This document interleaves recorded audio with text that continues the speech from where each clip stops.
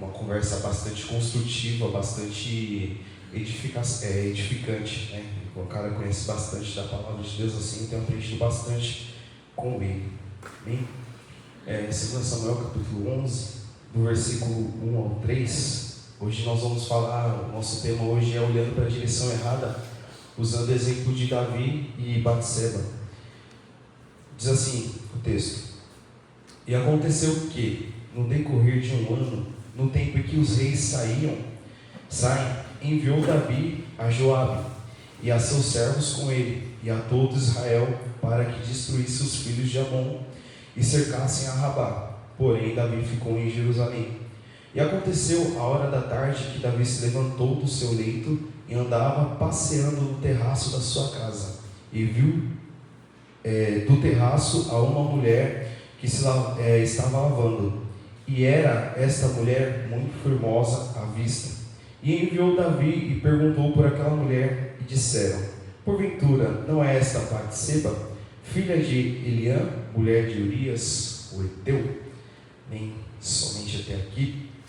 Sei que essa história de Davi com Batseba é uma história que é bastante conhecida, mas para a gente poder entender um pouco melhor sobre essa história, sobre o que ocorreu aqui, a gente precisa voltar para o capítulo 10, o capítulo anterior, somente para a gente ter um plano de fundo, né, ter uma base, para a gente poder se aprofundar um pouco mais aqui. Quando nós voltamos um capítulo e nós olhamos para o capítulo 10, a palavra do Senhor vai nos mostrar que existia um rei chamado Nas. Esse rei chamado Nas, ele havia morrido, ele faleceu. Só que esse rei, em algum determinado momento da sua vida, algum período da sua vida, ele acabou ajudando o rei Davi de alguma forma. Nós não sabemos como, porque a palavra de Deus não relata, mas ela nos permite imaginar, né? Como nós sabemos que Davi, ele era um cara que tinha bastante inimigos, como ele é um cara de guerra, e por muitas das vezes ele vivia fugindo deles. Talvez esse rei, né, fugindo pelas cavernas, talvez esse rei ajudou ele a se esconder, ou ajudou ele se alimentando. Pode ser algo nesse sentido, porém a palavra de Deus não nos relata ao certo o que ele fez para Davi de bom. Mas o que importa para nós nessa parte é que esse rei ele havia morrido. E apenas para curiosidade, nós lemos aqui que no versículo 1 sobre os filhos de Amon, quando a palavra de Deus se referir aos povos moabitas, os filhos de Moabe, ou os filhos de Amon, os amonitas, a palavra está se referindo à descendência de Ló. Naquela história onde as suas filhas o embebedaram, né, e se deitaram com ele, com seu próprio pai, e elas acabaram se engravidando, na destruição de Sodoma e Gomorra. Naquela história bem feia lá, isso está lá em Gênesis capítulo 19, do versículo 30 ao 38, né? Elas fizeram isso porque elas pensaram que não tinha mais homem na terra, e elas queriam preservar a sua descendência. E o texto vai nos dizer que esse rei, ele acabou usando de beneficência, de bondade para com Davi, e só que esse rei, ele veio a falecer, ele morreu. E quando Davi, ele soube da sua morte, ele decidiu enviar alguns servos, decidiu enviar alguns embaixadores, e para consolar o seu filho, que era agora o rei. O nome do filho dele era Hanun, consolar ele por conta da morte do seu pai. Então esses servos, eles saíram de lá de Jerusalém, e eles foram até a cidade de Rabá, né, onde os filhos de Amon estavam. Era uma distância de mais ou menos 5 quilômetros. E quando eles chegaram lá, os embaixadores, os servos de Davi, os conselheiros deste agora novo rei, Hanun, que aparentemente era um cara jovem, começou a dizer que Davi havia enviado aqueles servos para espionar a cidade, para explorar aquela cidade e depois destruir. Ou seja, eles começaram a suspeitar daqueles servos. Só que quando Davi ele enviou os seus embaixadores, lá, o seu WhatsApp humano, não foi nessa intenção. Foi com o espírito de lealdade, foi com o espírito de honra, foi na intenção de expressar suas condolências, os seus pêsames, a sua tristeza, porque um amigo seu, um cara que um dia o ajudou, havia morrido. Porém, esse rei jovem, Hanun, ele acabou acatando os conselhos dos seus aconselhadores ali, e ele tomou algumas atitudes, que essas atitudes acabou produzindo algumas guerras, e algumas guerras que poderiam ter sido evitadas. Mas o que esse cara fez de tão grave que acabou se produzindo em guerra? a palavra do Senhor vai nos relatar que esses caras, eles pegaram, esses embaixadores de Davi, e eles rasparam a metade da barba desses caras, e depois eles cortaram as vestes deles, das costas até as nádegas, até o bumbum. Só que se nós pararmos para pensar, a barba para um homem israelita naquela época era um símbolo de masculinidade, era um símbolo de honra. E fora que os homens que não tinham barba naquela época, ou que tinham uma barba um pouco mais curta, ou não tinha nada, era considerado uma lagartixa, brincadeira. Eles eram considerados como escravos. E ter uma barba grande era um sinal de honra, era como se fosse um ornamento, era como se fosse uma maquiagem daqueles homens. Então, quem tinha os homens de Israel que tinham uma barba gigante, uma barba grande, eram homens que eram pessoas que eram respeitadas.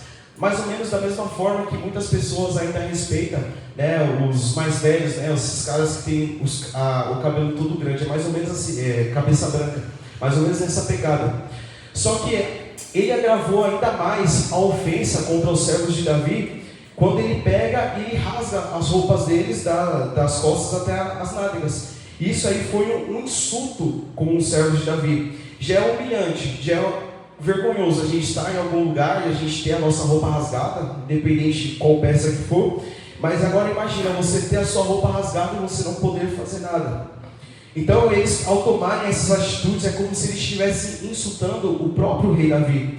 E tomar uma atitude errada, escutar conselhos errados, interpretar mal os outros, interpretar mal algumas situações, todos nós estamos sujeitos a isso.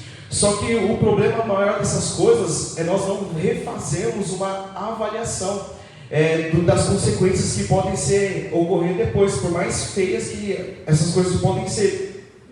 Se Hanun, o rei que estava reinando ali, se ele tivesse voltado atrás na sua atitude, se ele procurasse reconciliar uma aliança com Davi, com certeza Davi lhe perdoaria, né?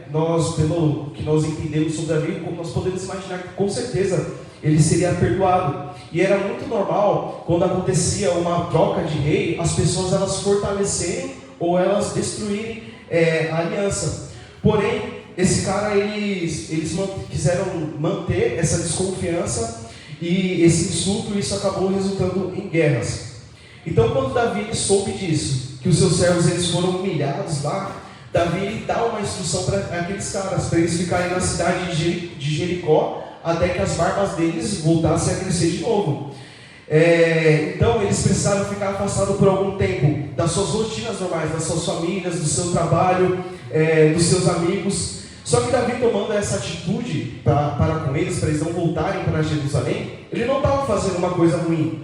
Ele estava, na verdade, preservando eles de serem envergonhados publicamente. Para nós vermos como a barba ela era algo importante para o israelita. Então essa ação de Hanun para com Davi despertou em Davi um sentimento de desagrado, despertou em Davi um sentimento de descontentamento, de ódio, de ira. E quando eles souberam disso, que Davi ele ficou desse jeito, que Davi ele ficou pistola, e porque eles sabiam que mexer com Davi e com o seu exército naquela época não era brincadeira. Eles começaram então a fazer algumas alianças. Eles contratam alguns soldados e eles, juntamente com o povo, né, com os filhos de Amon, soldados de Amon, e com os contratados, eles formaram uma aliança de aproximadamente 33 mil homens. Então, eles se prepararam ali para ir à guerra contra o povo de Israel, contra Davi e o seu exército.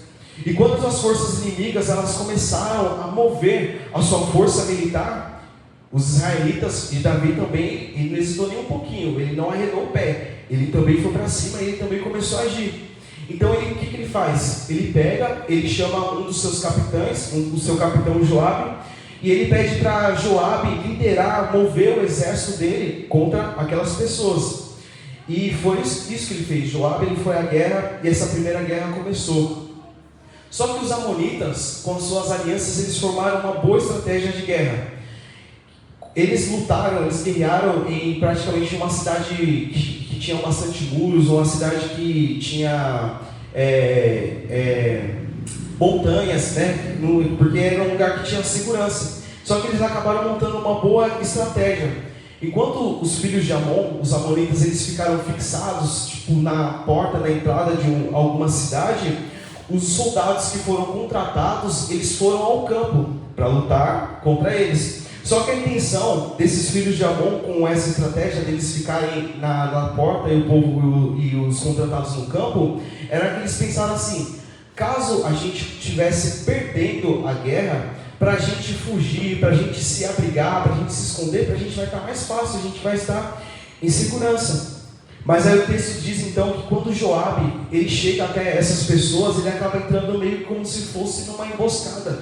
Ele fica cercado por eles, tanto da parte de trás quanto da parte do meio, como se os filhos de Amon estivessem aqui, os israelitas aqui e os que foram contratados aqui. Ele acabou ficando numa armadilha. Só que aí ele precisou agir rápido e ele acabou tendo uma estratégia. Ao invés dele atacar com o exército todo, ou um ou outro, ou os que estavam no campo, ou os que foram contratados, ele chamou um dos seus irmãos, chamado Abiú, e eles dividiram os soldados entre eles e falou assim: olha, e Abiú, quando nós olhamos, a gente pode ver que ele era um cara sanguinário, foi ele que matou um dos filhos de Davi, quando ele prendeu a sua cabeça, seus cabelos na árvore. Ele chamou esse seu irmão, dividiu os exércitos e começou a encorajar eles, falando assim: olha, caso eu vou atacar, você vai, ataca os amonitas, os que estão na porta, e caso você estiver perdendo, eu vou lá e vou te dar suporte, e eu vou atacar os que estão no campo. Caso eu estiver perdendo, você vem e você me dá um suporte. E aí ele começou a encorajar aqueles caras lá com algumas palavras, tipo: olha, lutem pela cidade de vocês, lutem pela família de vocês, lutem pelo Deus que vocês servem. E a guerra começou. Mas, resumindo, essa primeira guerra, o povo de Israel, eles começaram a obter vantagem contra os que estavam no campo, e os amonitas, eles acabaram fugindo. E a palavra do Senhor vai nos mostrar que após isso, os amonitas, eles se reagruparam de novo, e dessa vez eles começaram a aumentar a quantidade de soldados dele. Ele começou a fortificar os seus exércitos. E os seus exércitos, ele também convocou outros caras, o que tem até os seus nomes famosos. Os nomes desses caras estão lá no livro de Crônicas e também no capítulo 10. Também essa história de 1 Samuel no capítulo 10 também está retratada lá no livro de Crônicas. Então os moabitas, eles contratam esses caras mais famosos, bons de guerra, aumenta a sua força militar e vai mais uma vez em guerra contra os israelitas. Quando Davi soube disso, que eles intensificaram ainda mais o seu exército, o próprio Davi agora foi para a guerra. O próprio Davi agora convocou o exército dele e foi para a briga. Resumindo também essa história, a palavra do Senhor vai nos mostrar que os israelitas, eles feriram mais de 700 carroças, homens que estavam em cima de carroças, e foram mortos mais de 40 mil homens que iam em cima de cavalos. Os israelitas, eles conseguiram vencer. E resumindo, foi uma guerra sangrenta. Muitos homens morreram, muitas mulheres ficaram viúvas, muitos filhos perderam os seus pais, e os que sobraram dos inimigos, dos caras que foram contratados, eles passaram a fazer um acordo com Davi, e eles ficaram temerosos em voltar a fazer algum acordo com os filhos de Amon. Então, se nós pararmos para pensar, até aqui se criou duas grandes guerras, porque aqueles caras insultaram os embaixadores de Davi, né? Hoje em dia as pessoas, elas arrumam briga, arrumam confusão por nada, né? E naquela época não, tinha que ter algum motivo. Se nós pararmos para pensar, até aqui o rei Davi, ele acabou acumulando um pouco mais das suas vitórias. Ele tinha cada vez mais honra, cada vez mais prestígio entre os povos de Israel. Só que a punição pelo insulto que havia sido produzido pelos embaixadores ainda não tinha terminado. E o texto vai começar a nos dizer, a partir do versículo 1, que no decorrer de um ano, que essas coisas haviam acontecido, Davi mais uma vez, ele convocou Joabe e o seu exército, só que agora foi Davi que tomou atitude, e foi até a cidade deles, a cidade de Rabá. Só que primeiro nós precisamos notar que na história passada, Joabe, o capitão de Davi, por mais habilidoso, por mais estratégico que ele fosse, ele não conseguiu vencer totalmente a primeira guerra, além de ele ter caído numa armadilha, além de ele ter caído numa emboscada. Eles venceram totalmente, vamos dizer assim, aniquilaram, depois que Davi se juntou com eles na guerra. E o versículo vai nos dizer que nos tempos em que os reis saíam para a guerra, provavelmente era a primavera, porque quando era inverno, geralmente o frio, a chuva, eles dificultava bastante as campanhas de guerra. Eles não tinham roupa adequada, eles tinham dificuldade para mover o seu exército, então eles não saíam nos tempos de chuva, então não era um tempo adequado para a guerra, e também não era adequado sair em épocas calorentas, porque além do calor existia um esforço físico maior, mais intenso. Então as armaduras que eles carregavam, que eles tinham, ficavam mais pesadas, eles teriam que fazer um esforço físico maior, se esgotavam mais rápidos, eles ficavam menos eficientes, ainda mais numa época em que os combates eles eram mais físicos do que tecnológicos, né? Então eles evitavam sair no calor, e provavelmente eles saíam na primavera, porque acredita-se que na primavera os caminhos eles já estavam mais secos, né, para se mover, mover o exército para a guerra era melhor. E fora que na primavera era um tempo bom, porque muitos dos exércitos eles eram formados ou fortificados pelos camponeses, os caras que cuidavam do campo. E esses camponeses eles eram cruciais para a guerra. Por quê? Porque eles controlavam a alimentação das nações, controlavam a alimentação dos exércitos. Então esses caras eles eram muito importantes, né, em termos agrícolas. E a palavra do Senhor então vai nos mostrar que provavelmente na primavera os reis saíam para a guerra. E a Bíblia diz então que Davi envia Joabe e o seu exército até a cidade de Rabá, a cidade dos Amonitas. E quando eles chegaram lá, eles começaram a sitiar, eles começaram a rodear aquela metrópole. E o texto aqui, no finalzinho do versículo 1, vai começar a nos dar dicas com relação a como é que aconteceu a queda de Davi. No finalzinho do versículo 1, um texto vai nos dizer: porém, Davi ficou em Jerusalém.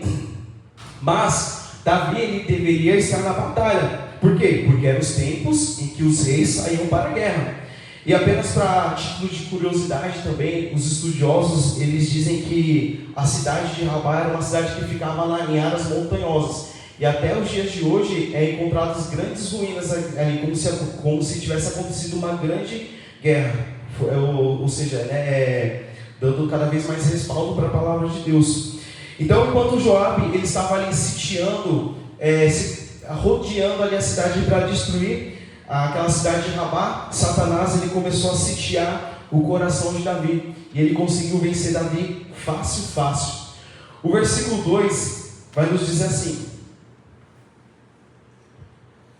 e aconteceu a hora da tarde que Davi se levantou do seu leito e andava passeando no terraço na casa real, e viu do terraço a uma mulher que estava lavando, e esta era uma mulher muito formosa à vista.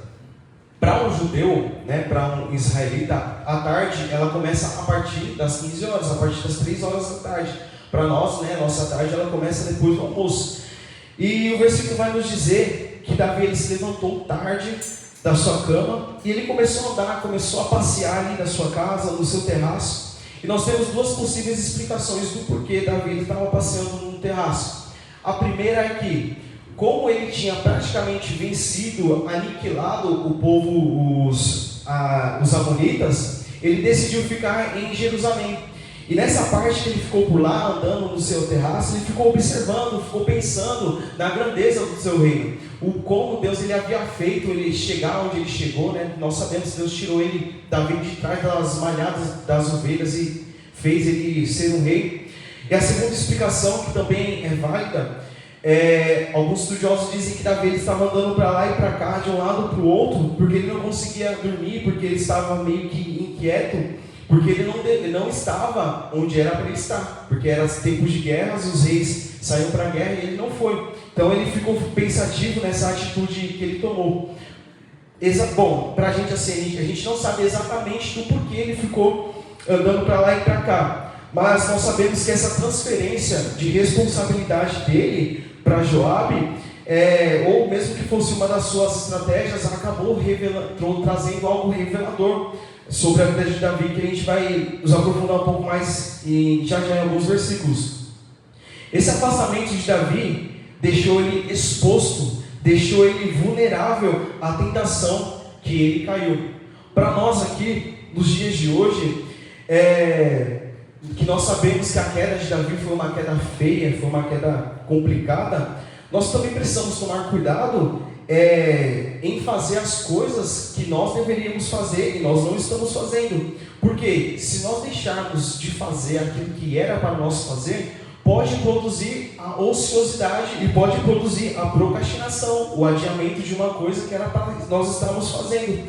E essas coisas, elas podem revelar ou elas podem aflorar os desejos dos nossos corações, né? Então, às vezes, nós lutamos contra algum vício, alguma luta há anos, há dias, todo dia nós procuramos mortificar o nosso velho eu, mas por conta de uma brechinha, por conta de um momento de ociosidade, a carne ela volta a se aflorar, o velho homem. Eu não estou dizendo que a gente parar um pouquinho para recuperar as energias, recuperar as forças e depois ir para a guerra, para a luta mais uma vez, é errado. Mas aqui o texto está nos dizendo que Davi estava em tempos de guerra. Guerra é guerra e descanso é descanso, tem tempo para todas as coisas. Mas aí o versículo continua dizendo que Davi avistou uma mulher que estava se banhando. Até aqui nós precisamos entender, se nós notarmos a história, que Davi estava no lugar alto. Então, por ele estar no lugar alto, ele tinha uma visibilidade melhor do que uma pessoa que estava no chão, do que uma pessoa que estava mais para baixo. Só que nós precisamos olhar e ser sinceros com o texto e entender que essa parte, esse olhar de Davi foi uma casualidade. Ele estava na casa dele e ela estava no lugar dela, na casa dela, e ele notou que ela estava tomando banho. Ele não planejou aquilo, ele não arquitetou aquilo, ele nem conhecia ela. Se nós observarmos o texto, ele simplesmente acordou em uma tarde, ele estava andando no seu terraço, na sua casa, ele não acordou na intenção de pecar. Porém, aquilo que ele estava vendo, aquilo que estava diante dos seus olhos, começou a chamar a sua atenção. Ele notou que aquela mulher era uma mulher bonita, formosa à vista, bonita de corpo, bonita de rosto, que aquela mulher era uma mulher donzela, e aquela vista acabou se tornando tentadora para ele. Mas sempre quando nós olhamos aqui essa parte de Davi com Batseba, geralmente nós paramos e frisamos mais no ato de Davi. Porém, quando nós lemos o texto nos chama a atenção para olhar algumas coisas com relação a Batseba também. Se nós olharmos no versículo 4, quando Davi convida ela, a Bíblia vai nos dizer que ela foi voluntariamente e se deitou com ele, passou uma noite inteira e depois foi para sua casa, como se nada tivesse acontecido. E o versículo 5 vai nos mostrar que quando ela soube, ela entendeu que ela estava grávida, ela pediu para se comunicar a Davi, tipo assim: Davi, estou grávida. Por quê? Porque qual que era a pena de morte para uma pessoa que cometia adultério? Era o apedrejamento. Então, tipo assim: Davi, eu estou grávida, você dá uma força aí, a gente precisa cobrir essas coisas, entre outras coisas que o versículo que a gente vai ver um pouquinho mais para frente. Mas o que nós precisamos saber, tanto nós homens aqui deste lugar, quanto vocês mulheres, que a força da tentação, ela não reside, ela não está nas coisas que nós somos atraídos. Aquilo que nós somos atraídos é como se fosse apenas uma isca, é como se fosse um engodo, como nós estamos aprendendo aqui com os nossos professores. Mas a força da tentação, ela está em como é que está o nosso estado, ela reside em como está o nosso estado, em como é que está a nossa mente, e como é que está o nosso espírito. Porque a tentação, quando ela desperta em nós algum desejo, se nós estivermos com a mente firme, com disposição de resistir ela, nós não iremos cair. Mas se nós estivermos com a mente fraca, com o espírito fraco, deixando de alimentar o espírito, nós iremos perder a batalha. Eu me lembro que certa vez na escola bíblica dominical, a Elisa ela disse uma coisa que foi interessante, que eu peguei para mim. A gente tem um provérbio no mundo que diz que a ocasião faz o ladrão. Então, por exemplo, está aqui esse copo aqui, eu estou vendo esse copo aqui, não tem ninguém olhando, eu vou pegar esse copo. Tá aqui, tá em uma ocasião, estou vendo essa ocasião. Só que ela disse que, na verdade, quem faz a ocasião é o ladrão.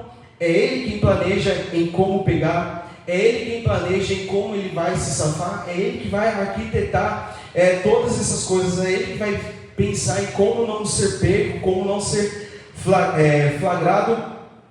Então, assim, da mesma forma, se nós estivermos fracos, embaraçados com as coisas deste mundo, se nós estivermos entupidos com as coisas que alimentam mais a nossa carne, certamente nós iremos cair, e a tentação será apenas uma isca, a tentação será apenas um meio para nós, porque nós que fazemos a ocasião.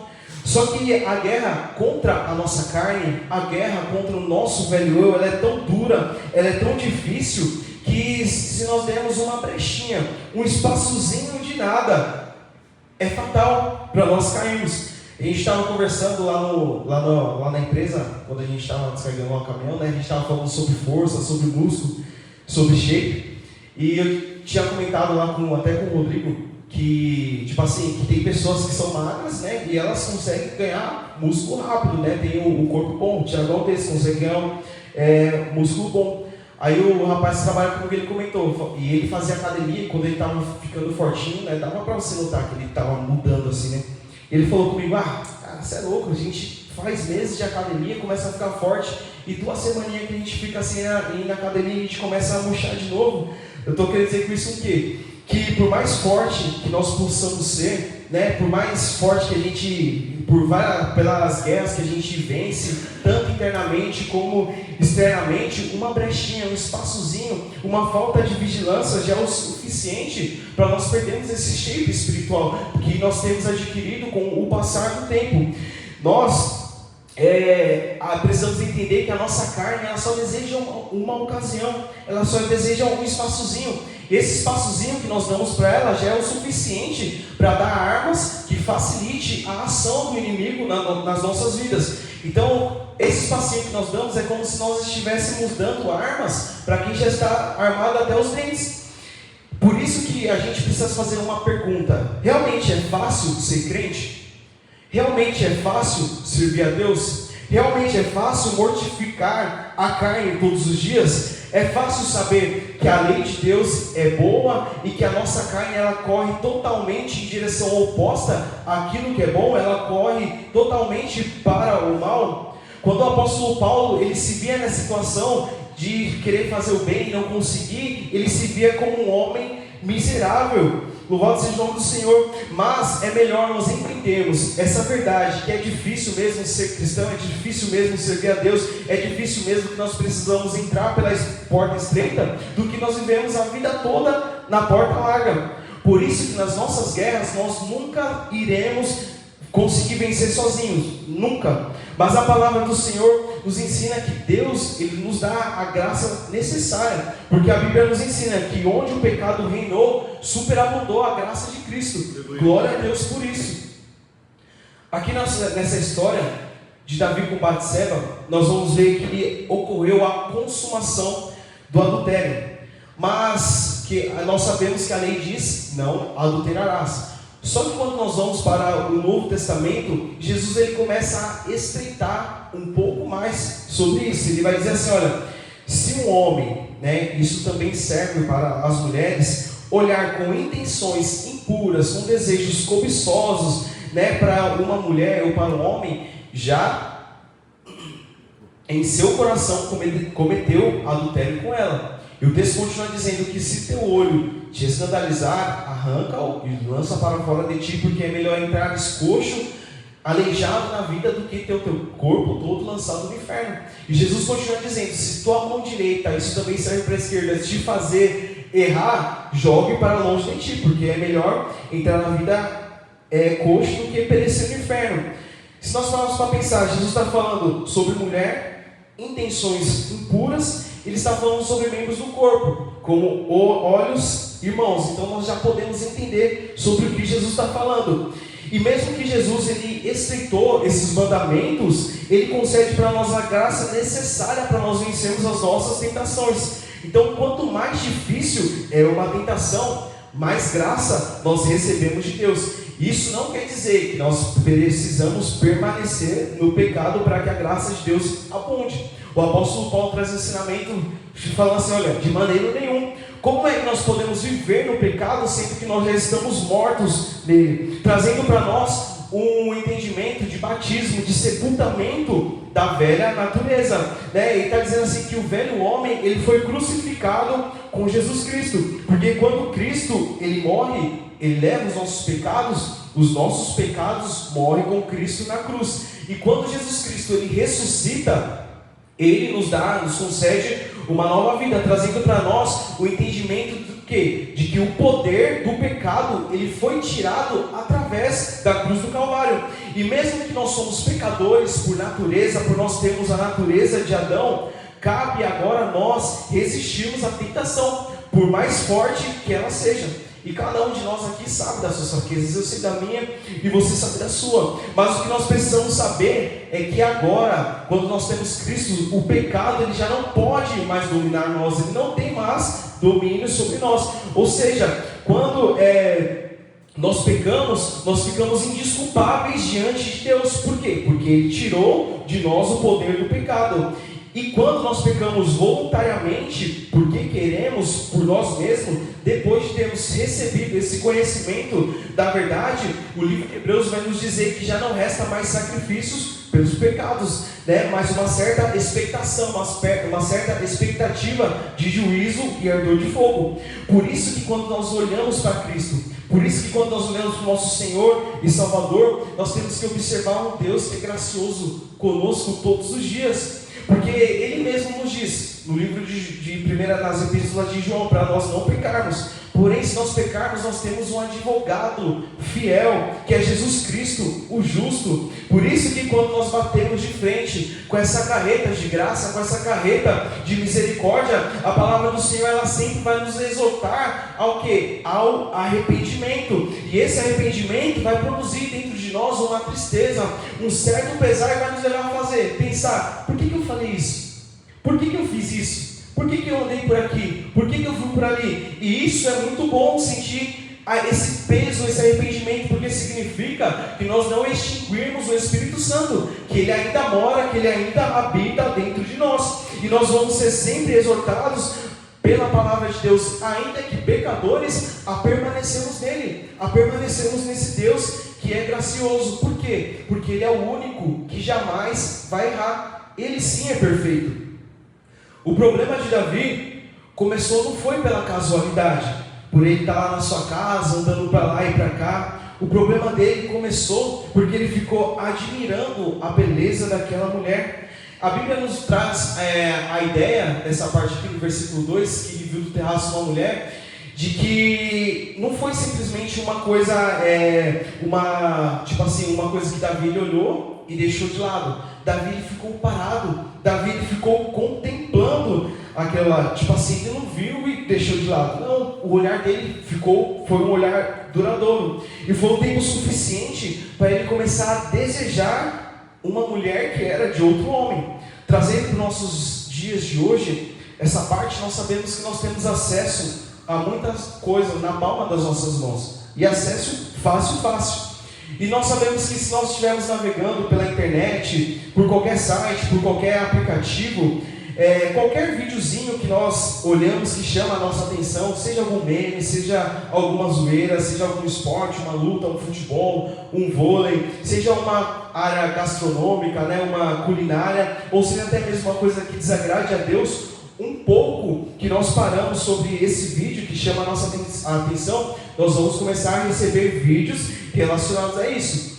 Por isso que a palavra do Senhor ela nos ensina a vigiar, né? A não somente vigiar nas coisas que nós estamos vendo, mas vigiar com os nossos contatos, vigiar com as páginas com que nós curtimos, porque se nós estivermos desatentos, se nós estivermos desapercebidos, se nós estivermos buscando, nós iremos cair, e a nossa queda vai ser fatal. Mas assim, uma coisa que quando eu estava lendo esse estudo, eu parei para pensar que nós nunca devemos dizer, já tenho muitos anos de crente, eu já vivo mais, tenho mais anos de convertido, de crente, do que no mundo, eu já tenho minha esposa, eu já tenho meu marido, já tenho minha família. Eu não vou cair num caso assim, igual de Davi. Tá doido, eu vou adulterar? É louco, eu vou trair minha mulher? Tá doido, eu vou trair o meu marido? Mas a pergunta é, será que não? Até esse momento da vida de Davi, nós precisamos entender que Davi ele já não era mais um jovem franzino, sem experiência, né? E já não era mais aquele cara que não conseguia mais vestir a armadura, segurar uma espada quando ocorreu naquela situação que ele foi lutar contra Golias, que ele não conseguiu nem pegar a armadura lá de Saul. Nessa parte aqui da vida de Davi, Davi já era um rei coroado, ele já era experiente nas batalhas. O livro de Atos, capítulo 13, versículo 22, vai nos dizer que Davi ele era um homem segundo o coração de Deus. E se nós olharmos para o seu histórico, se nós puxarmos um pouco da sua capivara, nesse momento da vida de Davi, ele já tinha acumulado várias vitórias contra os seus inimigos. Ele teve vários livramentos de morte da parte de Deus. Ele transformava homens que eram desajeitados em valentes, né? Ele fazia discípulos em homens valorosos. Foi ele que trouxe de volta a arca da aliança para Jerusalém. Não somente isso, Davi ele era compositor, ele era poeta, ele era músico, ele era profeta, ele tinha um currículo diferenciado para os reis daqueles tempos. E mesmo assim, ele caiu. Por isso que, quando o assunto é adultério, tempo de igreja, cargos, membresia e até mesmo, muitas das vezes, conversão, quando se fala de adultério, não vale de nada. Nós podemos ver isso na vida de Jim Swaggart, eu não sei pronunciar o nome dele. Foi um cara que surgiu antes de Billy Graham, um cara que lotava estádios com as suas mensagens que eram poderosas, mas ele veio a cair. E também nós não podemos ser precipitados, né? Novos convertidos, neófitos, emocionados, e dizer, cara, conheci a Deus, nunca mais vou voltar a fazer isso, nunca mais vou voltar para a minha velha vida. Tipo assim, está num cultaço onde a palavra de Deus está sendo pregada, ministrada poderosamente, e a pessoa começa a falar, agora eu estou fortão. Não, nós somos propensos a cair e a errar. E mais uma vez, eu reforço que foi ministrado pela nossa irmã Carol, que nós não devemos baixar a nossa guarda só porque nós vencemos algum tipo de vício. Nós precisamos ficar atentos, nós precisamos ficar vigilantes, sempre procurar ter o temor de Deus e pensar nas consequências que vêm depois, em nome de Jesus, porque o adultério, o mandamento para isso é fugir, é vazar, é correr, é não ficar parado diante dele, é não ficar fletando diante dele, porque certamente iremos cair. E ainda no versículo 2, nós precisamos notar que Davi, ele ficou com os olhos fixados em Batseba, ele ficou com o olhar parado. Ficar com o olhar fixado naquilo que chama a nossa atenção, provavelmente, possivelmente vai nos levar ao fracasso. E pensando já nesse olhar de Davi, quando eu estava estudando, me surgiu uma pergunta, e eu gostaria que vocês me ajudassem, vocês me tirassem uma dúvida. A pergunta é a seguinte: uma pessoa que ela nasce cega de nascença, que nunca enxergou na vida, nunca viu nada na vida, ou quando ela nasceu tinha pouca idade, pegou uma infecção no olho e ficou cega, ela peca? Ela está inclusa quando a palavra de Deus diz que todos são pecadores, ou uma pessoa que é cega, ela não peca? O que vocês acham? Me ajudem. Tem todos os outros sentidos para pecar. Não precisa saborito, Inclusive ficam mais aguçados, né? Quando perde um sentido, os outros fortalecem. Então elas pecam? Sim. Vamos ver? Tá certo. É isso mesmo. Uma pessoa que ela é cega de nascença, ela peca da mesma forma que uma pessoa que é boa fisicamente, de uma pessoa que ela é aleijada, de uma pessoa que ela é surda, de uma pessoa que é acamada, de uma pessoa que é paralítica. Por quê? Porque Jesus ele ensina em Mateus capítulo 15, versículo 19, que do coração do homem saem os maus pensamentos, os homicídios, adultérios, imoralidades sexuais, roubos, falsos testemunhos e muitas outras coisas. É do nosso coração que sai o pecado.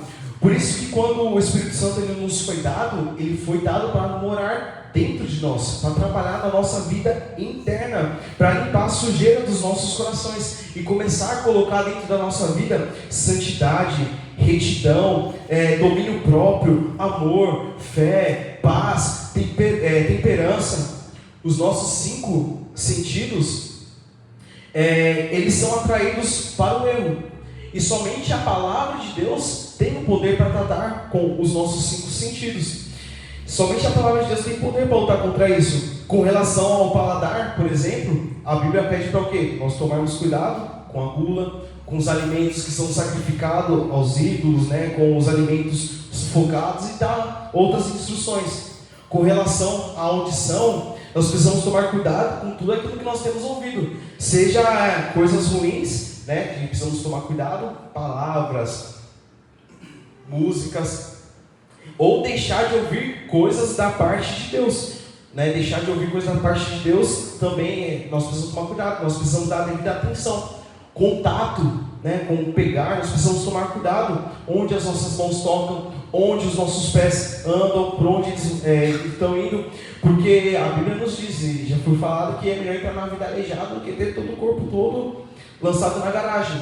No olfato também, naquilo que nós cheiramos também pode nos levar à tentação.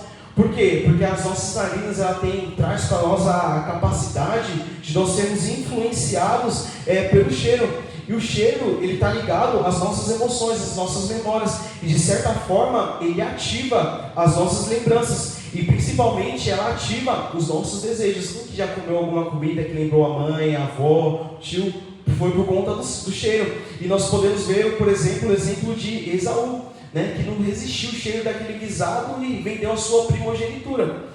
E a visão, né, como nós estamos tratando aqui, pode ser também uma fonte de sérias tentações.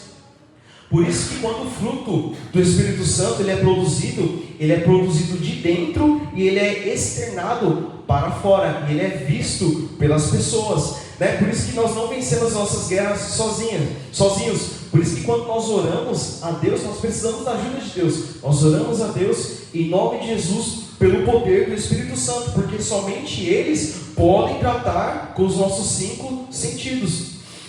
E o 6º sentido cabe a ele também, tá bom? Deus, ele ao enviar o Espírito Santo para morar dentro de nós, ele foi cirúrgico em fazer isso. Porque a Bíblia diz para nós em Efésios 2 que nós estávamos mortos em nossos pecados, em nossos delitos, em nossas ofensas. No livro de Coríntios vai nos dizer que nós tínhamos os nossos olhos vendados, nós éramos cegos, nós não conseguíamos compreender o Evangelho da glória de Deus. Então, mas pela graça, Deus ele pega a nossa natureza humana, nossas imperfeições, as nossas fraquezas, e ele começa a tratar. E esse tratamento vai nos levar a ser conectado com Deus novamente. E como é que Deus ele começa a tratar com o nosso velho homem? Pela sua palavra. Jesus diz, João capítulo 15, versículo 3, dizendo que em verdade vós já está limpo pela palavra que eu vos tenho dito. Ele vai dizer: eu sou a videira, vós sois os ramos, né? Dando o exemplo de uma árvore, que nós somos os galhos dessa árvore, e quem está nele pode produzir frutos, quem está nele nova criatura é. Então, no lugar da culpa, antigamente, quando nós pecávamos, nós ficávamos pensando: e agora? O que eu vou fazer? Mas hoje, Deus ele nos dá a oportunidade de obter a vitória sobre o pecado, e no lugar dessa culpa, Ele coloca na nossa vida alegria, força, paz. Ele começa a nos levar a ter experiências mais profundas, mais reais com Deus, que a Bíblia diz que Ele não está longe, mas Ele está perto, e que se fosse possível, nós poderíamos até mesmo apalpar Ele. Ele é tão gracioso, mas tão gracioso, que Ele pega pessoas imperfeitas e usa para falar, para ministrar, para ensinar o seu Evangelho, tanto homens como mulheres, e glória a Deus por isso, por nos usar como ferramenta, como veículos para poder transmitirmos essa palavra da verdade. Essa passagem de Davi nos leva a pensar que caso ele estivesse na guerra, porque era para ele estar lá, provavelmente essa queda não iria acontecer. Ele não iria ver Batseba se tomando banho, ele estaria ocupado em se preocupar com espada, com flechas, com cavalos, em montar uma estratégia ali, e realmente isso é verdade. Mas o problema de Davi é que ele foi um pouco mais além do que ficar olhando ali, foi um pouco mais além do que um simples olhar. E o final do texto de 2 Samuel capítulo 11 vai nos dizer que o que Davi fez após isso foi do desagrado do Senhor, foi mal aos olhos do Senhor. Onde Davi, ele estava vendo beleza, Deus estava vendo feiura. Onde as pessoas dizem, é apenas um caso, nós estamos até ficando, tem minha esposa, tem meu marido ali, mas é só um caso. Deus diz, é adultério. Onde as pessoas dizem assim, é só momento de curtição, Deus diz, luxúria, desejo desenfreado pelos atos sexuais. Onde as pessoas dizem, isso aqui, essa roupa aqui é sexo, é sexy, Deus diz, é lascívia. Onde dizem que é romântico, Deus diz, é ilusão, é utopia, é ruína. Onde as pessoas dizem, é destino, Deus diz, na verdade, é destino de destruição. Até esse momento da vida de Davi, a coisa foi ficando séria, a coisa foi ficando feia. Mas antes desse ato ser consumado, nós podemos pensar que Davi poderia ali ter interrompido aquela ação, justamente naquele momento. Só que o problema da pessoa, quando ela começa a transgredir, o problema disso, o difícil é começar a parar. Por quê? Porque começa a envolver alguns fatores do corpo, por exemplo, os fatores biológicos. Quando a tentação vem, ativa os fatores internos do corpo da pessoa, e às vezes a pessoa chega até mesmo a tremer, é como se fosse uma força voraz, querendo devorar a pessoa, querendo devorar ali, como se fosse uma fera querendo devorar a presa. Envolve os fatores psicológicos, começa a influenciar os processos mentais, começa a mexer com as emoções, o peso de fazer ou não fazer, de cometer ou não cometer, envolve a crença da pessoa, tipo, se eu fizer isso aqui, Deus não vai se agradar não. Mas também começa a envolver o prazer momentâneo, e o prazer momentâneo nos leva a fazer uma promessa, eu vou fazer aqui só mais uma vez, eu não vou voltar a fazer isso. O problema está nos processos da transgressão. Nós não podemos perceber, mas muitas dessas coisas, quando nós somos tentados, ela está passando no nosso corpo, está passando no nosso ser, mesmo que nós não percebemos. Mas uma coisa que é fato e que conta muito, porque dependendo do lado que nós pendermos, vai ser a nossa próxima atitude. E de certa forma isso vai acabar atingindo de uma maneira positiva ou negativa, de uma maneira boa ou de uma maneira ruim, os fatores sociais. Vai atingir nossa família, nosso trabalho, nosso status, e o pior de tudo, pode atingir o nosso testemunho. Realmente, o rei Davi ele poderia ter parado por aqui, mas Davi ele já estava num ponto em que ele já tinha perdido a guerra espiritual. Ele não se lembrou em nenhum momento do Deus que ele servia. Ele não pensou nas consequências que poderia ocorrer depois, ao ponto de tirar Urias, o ex-marido de Batseba, da guerra, embebedar ele e até mesmo matar ele. Da mesma forma, somos nós. Quando se fala em queda, quando se fala em tentação e quando nós queremos ceder, nós não damos ouvidos a Deus, nós não pensamos nas consequências que podem ser produzidas em nosso redor. Jesus, ele já nos conhecendo a nossa natureza humana, ele já dizia, vigiai e depois orai. Por que a vigilância primeiro? Porque a vigilância é como se fosse um ato de precaução ali, é como se fosse uma detenção, um antídoto, como se fosse um tratamento antes de acontecer o erro. E a palavra do Senhor ela nos instrui a chegarmos diante de Deus com uma consciência limpa, uma consciência indesculpável ali diante de Deus. E nós conseguimos fazer isso quando nós vigiamos. E o texto vai nos dizer que Davi, ele chama um dos seus servos e manda perguntar quem era ela. E os servos de Davi informou quem era ela. Falou, ela é Batseba, filha de Eliã. Eliã, ele era um dos valentes de Davi, né? E, portanto, Batseba, ela tinha uma patente alta, ela fazia parte de uma família militar, e ela era mulher de Urias, que também ele era militar.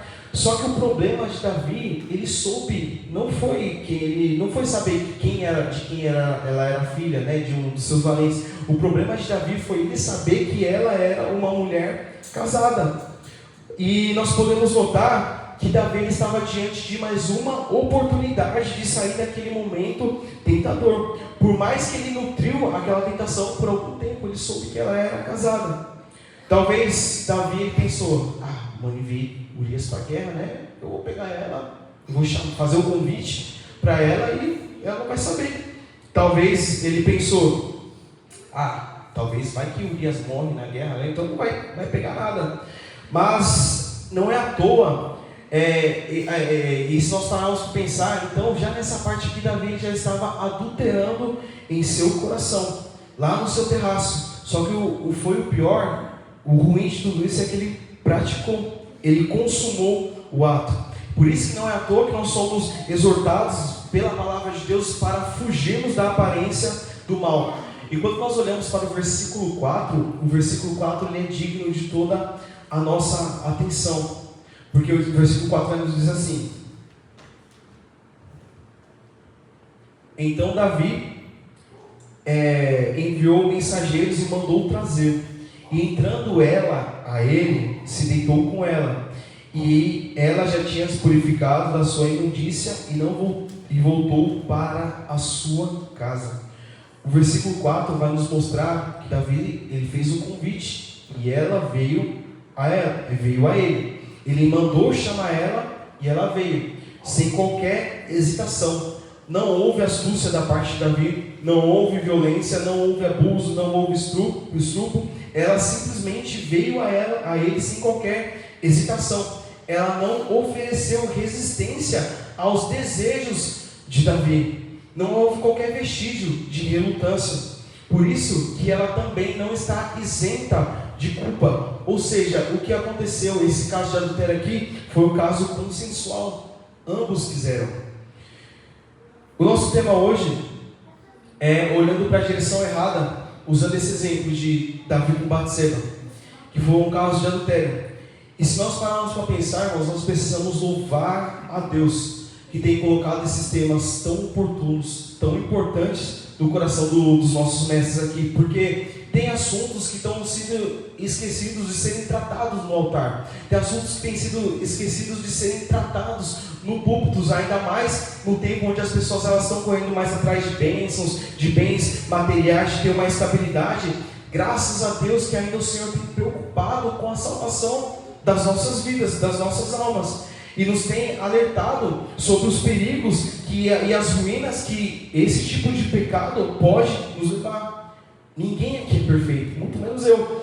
Porém, a palavra do Senhor nos leva a pensarmos, nós ponderarmos antes de tomar qualquer atitude, principalmente uma atitude como essa que aconteceu com Davi. Porque se nós formos para pensar, após isso, as consequências foram, aconteceu uma gravidez indesejada, Batseba ela ficou grávida. Davi, ele tirou Urias da guerra, ele embebedou um dos seus valentes, ele assassinou um dos seus soldados de confiança. Ele teve esse bebê que nasceu de Batseba, ele foi morto. Por mais que Davi orou ali com lágrimas, ele buscou ali, ele foi morto. Ele teve, dentro da sua casa, a Bíblia vai nos mostrar que a espada nunca se apartou da sua casa. Ele teve um filho que molestou a própria irmã. Um filho começou a se rebelar contra ele ali, produziu e essa falta, a mesma falta de controle que Davi teve com Batseba, o filho dele tinha também, e isso arrastou muitos homens israelitas para longe da presença de Deus. Estou querendo dizer com isso que esse tipo de pecado ele produz sérias consequências. Mas todo pecado ele produz sérias consequências, mas o pecado de adultério ele produz consequências que são eternas, que a pessoa ela vai levar com ela no caixão, vai morrer com ela. E ainda por cima pode afetar a nossa família, pode afetar a nossa prole, e fica mais sério ainda em saber que Davi ele era um homem segundo o coração de Deus. Por isso que ninguém está imune aos desejos dos corações. E o problema é que uma falta de vigilância pode manchar uma vida toda, uma carreira toda. E para nós encerrarmos essa parte, essa história, existem coisas que podem ser evitadas. E o adultério é uma delas. Independente da vida passada, o que passou ficou para trás. Deus colocou uma pedra do nosso passado e nos deu uma nova vida. O que nós precisamos passar, o que importa agora, é as escolhas que nós estamos fazendo agora nessa nova vida com Cristo. Porque a nossa vida passada passou. Davi, ele tentou ocultar isso de várias formas. E ele conseguiu, talvez por alguns meses, né? Talvez alguns meses ali, não sei quanto tempo demora para uma barreira começar a aparecer, sei lá, uns 5 meses, vamos dizer assim, colocar aqui, ou menos. Ele pode ter ocultado esse pecado por algum tempo, mas esse pecado nunca ficou oculto nos olhos de Deus e também não ficou oculto nos olhos de quem? Do profeta que Deus ele quis revelar. Então, para nós vencermos esse tipo de coisa, primeiro nós precisamos ter temor a Deus. Nós precisamos ter vigilância e procurar fazer aquilo que Deus ele quer e Ele espera que nós façamos.